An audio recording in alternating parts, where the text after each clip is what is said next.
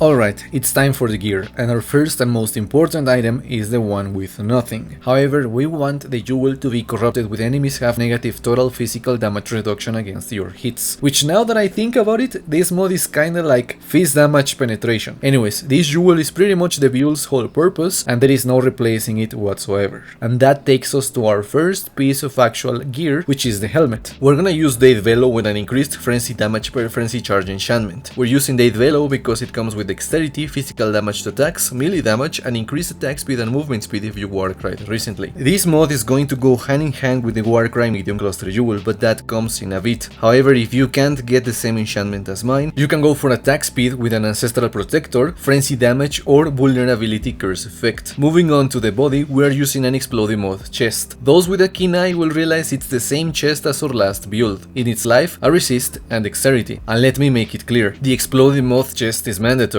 not only for popping enemies with dead effects, but because we're not using melee splashing or clearing setup. This means that any additional clear mechanics are useful, and that means that explosions on kill are an excellent addition to our build. As such, I recommend no other alternative, so do your best to get a similar body armor. Now comes our amulet, and we want as much dexterity as we can cram into this slot. We also want life and resists. You can go for fist damage to attacks, but if the amulet has lots of dexterity on it, it kinda becomes redundant. Anyways, we need an open prefix prefix to craft reduced mana cost of skills, or melee damage, or damage while leeching. It's up to you in that regard. This amulet is getting anointed with tenacity. However, if you want more damage, you can anoint frenetic instead of tenacity and give yourself another frenzy charge. Next is our first ring, and we want curse enemies with vulnerability on hit. We also want life and as much resistance as possible. If you can find one with dexterity or fist damage to attacks, go for it. However, we want an open prefix to craft reduced mana cost of skills. The other ring is an onset ring because we'll be needing that socket later on. Anyways, it needs a lot of dexterity, life, resists, and an open prefix for reduced mana cost of skills. Moving on to the belt, it's a Stygian Vice, and we want life, resists, and dexterity, which means that you need to craft it with the essences of sorrow. The jewel on the belt needs life, dexterity, and enemies have negative total fist damage reduction as a corruption. Anything else that you can get in here is a bonus but not mandatory. Next are the boots, and I personally recommend going for 2-toned ones, because we want plenty of resistances in here, alongside life, movement speed, and most importantly dexterity. These boots can get expensive, so if you cannot afford similar ones, I advise that you try and craft them with essences. For enchantments, movement speed is the only one that I recommend. For flasks, we're gonna use a sulfur, a silver, and a lion's roar. Now we move towards the jewels in the tree, starting with the most important one, which is the large cluster jewel. This jewel needs to be an 8 passive variant at most, and it needs dexterity or attributes on the small passives. 2 jewel sockets, drive the destruction, and fuel the fight. Thanks to drive the destruction, we get life leech and some life recovery rate. Fuel the fight gives us the mana leech and damage while leeching. Next is the other cluster jewel, which is a medium one, and it needs to have either 4 or 5 passives, nothing more. It needs a jewel socket, mob mentality, and haunting shout. Thanks to mob mentality, we have 5 rage every time we warcry, and haunting shout intimidates enemies when we warcry. At the same time, both of them give warcry cooldown recovery, and both notables will synergize nicely with the bonus attack speed from Date Bellow, since we're gonna be spamming that warcry every couple seconds. The other unique jewel in the setup is a Fevered Mind, which goes in the duelist area. This jewel needs to be corrupted with the enemies have negative total fist damage reduction. The rest of the jewels need the corrupted negative total fist damage reduction, alongside life, dexterity, and another damage mod of your choice. I've been putting examples, aka my own jewels, and I recommend aiming for something similar, if not 1-to-1 copies of the ones I own. And that's it for the gear. Now we talk about the GM setups, which should be rather quick. The first setup is the main skill, and we want Frenzy linked to Multi-Strike, Melee Fist, Fortify, Brutality, and Ancestral Call. That is our clearing setup. For single target, we're gonna swap Ancestral Call for Impale. Also, I recommend going for 2120 gems to maximize the dips. Though, if you can afford the awakened versions of the gems in the setup, those also grant chunky DPS gains, especially Multi-Strike, but that's a bit expensive. Moving on to the next setup is our Maim setup. We're gonna link Maim to Ancestral Protector, Val Ancestral Warchief, and to Flesh and Stone. This is gonna cause Flesh and Stone to reserve an additional 3% mana, so keep that in mind. Also, we only use Val Ancestral Warchief for the single target, as it can be spawned alongside the Ancestral Protector. The regular Warchief cannot be used alongside the Protector, so keep that in mind as well. The rest of the gems are Pride, Dread Banner, Flame Dash, Enduring Cry, and Berserk. And that's pretty much it for the gems, which means now we can talk about the general thoughts and opinions on the character.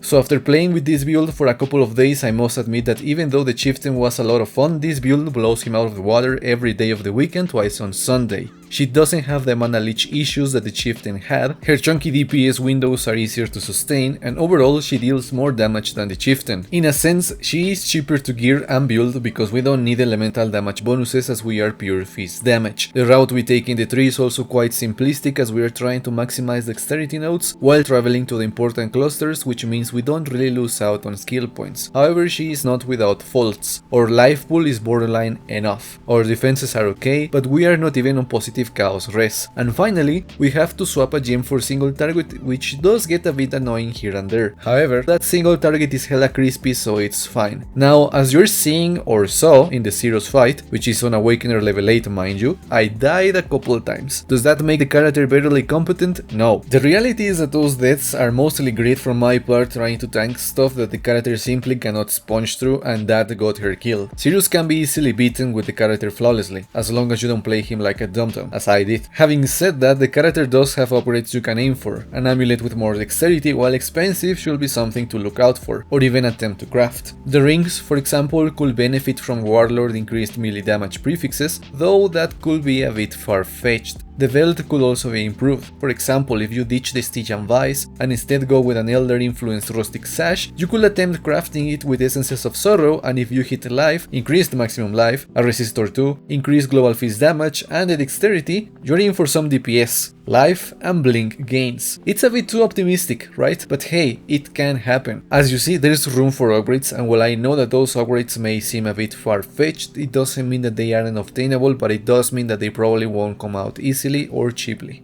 Anywho, the character is great, and as I said in the last PoE video, Hollow Palm may be one of the funnest things to ever be implemented into Path of Exile. Sure, it does hinder your character by removing gear that could help in the defenses department, but the DPS gains are hard to ignore. And with that said, we conclude this character's tale as it's time to move on to the next one. I'm still thinking what, but I have a savior that's eyeballing me in the stash, so I'll see what to do with that. Keep an eye out on the channel for the next video. And with that, I am done. I hope that you enjoyed today's video, and if you got to this point and you aren't subscribed yet, hey, I'm just saying it's free and you can help the channel grow. Otherwise, thanks for watching the video, and I'll be back soon with more PoE shenanigans. Have a great day, take care, and I'll catch you again in the next video. Peace out.